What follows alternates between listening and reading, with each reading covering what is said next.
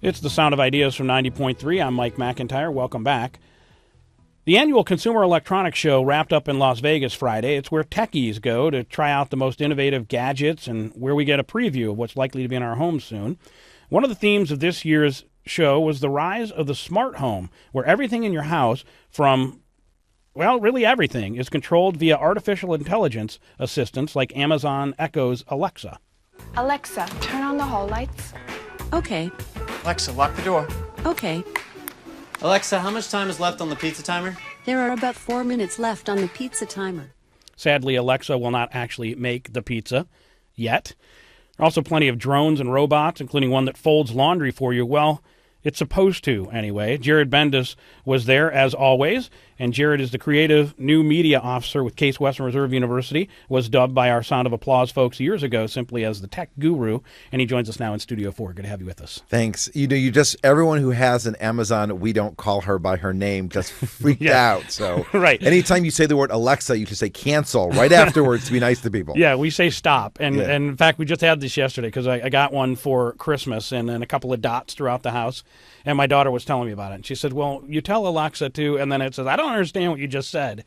Shut up. Yeah, don't say anything. You say if you're on the radio and you say the word Alexa, you say cancel right away so everyone can be nice to you. Let me just help everybody out. Alexa. Cancel. Thank you. There you go. So the thing about having the Alexa control things, what's different now in this Consumer Electronics Show is we've had home-controlled devices before, but they seemed kind of technical and maybe a little bit daunting to set all those things up. Now we're talking about anything. It doesn't have to be an Amazon thing. They're becoming compatible with this Alexa. And so that's the part of it right now. By the way, I love the fact it was I, it was E, it was smart, it was AI, and it's connected. But the idea is that you don't have to buy into one person's hub. Echo Dots, the Amazon Dots are now like $30. We have them all over our house as well. So if you're an Amazon Home or a Google Home or an Apple Home, and it's really the big three, right? So that everything is compatible with them. So you don't have to figure out what you're buying for what. You just buy what you buy, and then Amazon takes over and does the rest for you.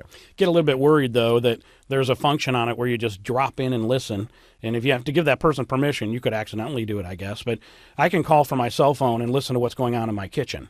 There's some weird Big Brother Internet of Things type of My stuff. entire house is wired with cameras so that we can watch the kids and, two-way radio with the kids all the time. So you kind of get used to it. There's no blind spots in my house. Yeah, but depending on who's looking.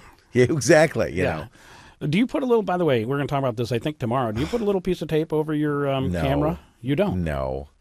No, I don't. Okay. I know people do. You can have a long conversation about it, but it's just like, if you want to watch me watching whatever I'm watching, Star Trek. Yeah, if that's how you enjoy that, like fine, stare at me. I don't care. You can jump into our conversation now, by the way. We're talking about new tech. Maybe you saw some of the coverage. I know a lot of people are talking about the Yoga Mat TV. If you saw that, or you want to ask about it, or any other gadget, call us at 866-578-0903. You can use this little gadget in your hand called a cell phone and give us a buzz.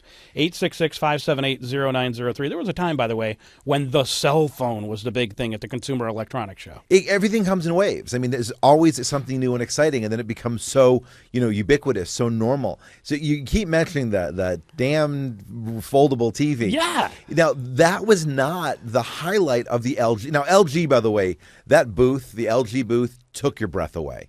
And the thing that I tell about is, so they're talking about the folding televisions. They can make these screens. So they had this canyon of televisions, and it was canyons. There was floor to ceiling, and they were curved in every direction, and they made this literally like you're walking through a canyon, and you were watching people just walking through and just staring off. And it really, I'm like, I'll do this if everyone else is doing it. And I walked through, and then when you got in the middle of these curved TVs and the waterfalls, and you're like, and it really was breathtaking. Wow. It really was when you're like, this is something different. And they also had one other TV. You talk about the thin. You want something so thin. There was one TV up against the glass. It was so thin that when you veered around it, there was no TV. It wasn't a projection. It wasn't a projection. It was just the thinnest, flattest TV. And you're like, this is like nothing. But it's nothing unless you want to go and pay for it. Because that's the problem But those prices come down. I mean, I remember when people used to have the TV above their fireplace. They were only the really rich people. It cost several $1,000s. Now it's a few $100, and it seems everyone has a TV hung on the wall. So that's part of what's interesting about CES is there's really two sides of the story. One of them is the uber rich, right? I'm not buying a laundry folding machine that doesn't work half the time anyway, for $12,000 or $15,000. I can't even doesn't even make sense. But there are certain things get introduced into the market. They're brand new technologies. They get introduced at a reasonable price. And there's certain things you're going to go, well, when the rich people are done with them, maybe I'll get to play with them. Right. What about kitchen gadgets? There's all kinds of stuff that was there. People love kitchen gadgets. One of them is a fryer that has a camera inside of it, and it'll tell you whether it's done. We used to just stick our head in the fryer. I got to meet Kat Cora, which is kind of wow. cool. Yeah. The Iron Chef, Yeah, Kat the Iron Chef, Kat Cora. So Gourmia, which is like one of the few companies out there that was doing the small end kitchen appliances, had some amazing smart appliances. And what made them smart, of course, was that they interfaced with Google and with Amazon. There's called like a kitchen cooker. I don't even know what the name of it is. And it's got a scale in it.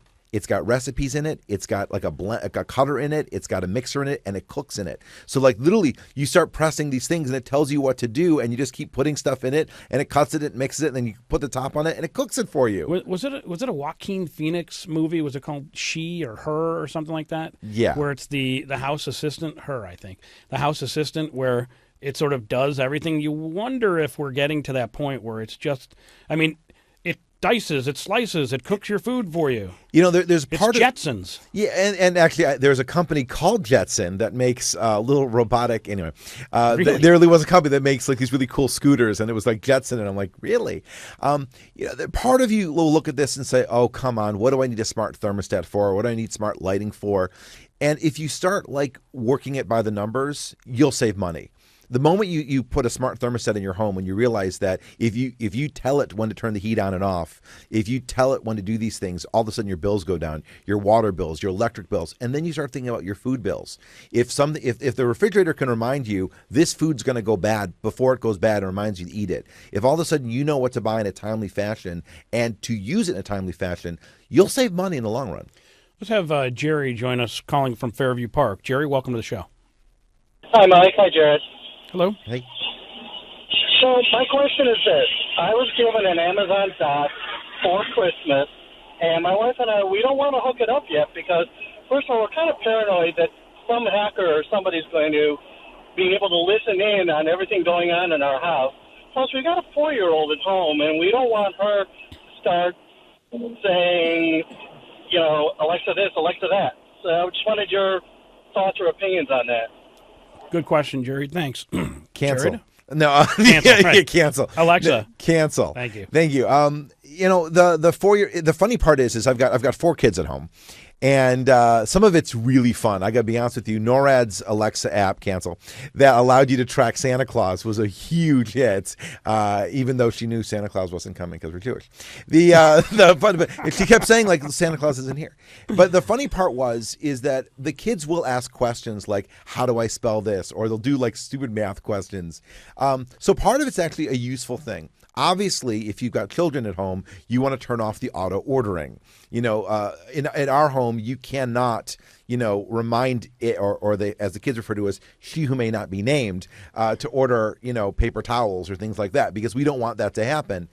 So there's part of that. So in terms of the responsibility of having a child in the house, you want to make sure that you lock it down, because there's that famous story about a kid who asked it to buy a dollhouse, and it did. The other side of it, though, about the privacy, the device is being listened to at a corporate level. This is not something where it's, this is where, you're transmitting, it's listening for those words that are popping up, and then it's really sending it back to Amazon. So I'm not as paranoid. And again, this is just me. I'm not as paranoid because there's so many other things to be paranoid about in this world that I don't necessarily, I'm worried about a hacker getting to there. I'd be more worried about a hacker getting to Amazon than about a hacker getting into my home. I think people are concerned that it's an active microphone that's in your house. Somebody could tap into it and listen. I would think that possibility does exist. By the way, it also exists in the telephone that's sitting in your pocket at all times. And there's a lot of things, essentially, some freedoms or potentials that we've given up in order to be technological. I mean, the Siri, if you put the word "hey" in front of it and you're plugged in, will automatically activate. Cancel. That. No, I said it in the right order. Okay. So this becomes a sort of an ongoing issue, and the ongoing, and I say the word paranoia, but again, just because you're paranoid doesn't mean they're not out to get you. Paranoia is a healthy word for this. Just because you're paranoid, I always go through and go, take it logically through. Other than the fact that most people, if someone is targeting you specifically. Like if I'm like I'm gonna hack Mike McIntyre, you're done. Like if someone's targeting you specifically, they're gonna get through. And if they're targeting you randomly, then the question is what are they going to get? And that becomes sort of a miss thing. So I'm not too worried about it right now, but again, that's a little different. You can turn it on and off too. Another thought, and yeah, you don't want your kid just constantly talking to a robot or a smart device when they can talk to human beings. I also saw a video some people were passing around where a kid asked it to play something, some cute kitty kind of thing, and it started reciting adult film titles and other things, and the parents are like, stop. So those things, I suppose, can happen, and it's really something that each consumer needs to think about themselves. And Jerry, that's going to have to be a decision that you and your wife make as it regards your daughter. I mentioned before the break a couple other things. One, smart toilets, like the toilet that does everything except apparently go for you. Yeah, it was so funny because the smart toilet guy was very proper. He was wearing a suit, and it was the most proper of the demos I had seen. And it warms the toilet, and it's got multiple bidets, and it does the cleaning stuff. It has bidets. Multiple. It's got a front and a back Can they handle bidet. a fairly heavy carriage? That's a Saturday Night Live and bit. Yes, and then finally, they're going through apparently hot air comes rushing through, and then he looks at the audience, he looks at the crowd that's gathered around, and he goes, "But if you're in a hurry, folks, still use toilet paper. The damn thing ain't a squeegee." And I'm like, "Whoa!" It's like but it's like $11,000. It was 11. Well, they do have like toilet add-ons that range between $8,000 and $1,500 that do most of the same things, but you never have to wash. You never have to this toilet is complete. It was pretty cool.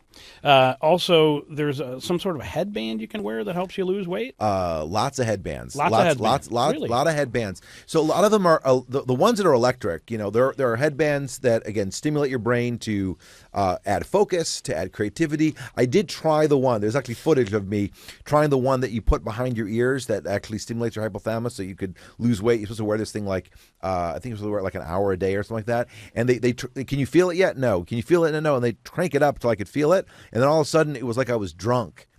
It was crazy. And people are like, why would you let them hack your brain? And I'm like, I don't know. I'm a fat guy. I want to lose some weight. But there are lots of they're hacking your brain either with sound or with light or with electrodes to allow you to sleep better. Or there's some pretty cool stuff out there. Well, we're going to have to wrap. Can you give me one last thought of something I shouldn't miss that you saw? My favorite thing was from Consumer Physics. It was an infrared spectrometer. It was a little device you put in your pocket for like $300, and you can put it all database of foods, and you took it to the grocery store with you and hold it up to a grape, and it tells you if it's sweet or not. So it tells you if the meat's fresh. If it's ripe or if and there are two companies that had these pocket infrared spectrometers, so you can see the fat content of your cheese and stuff. Really neat.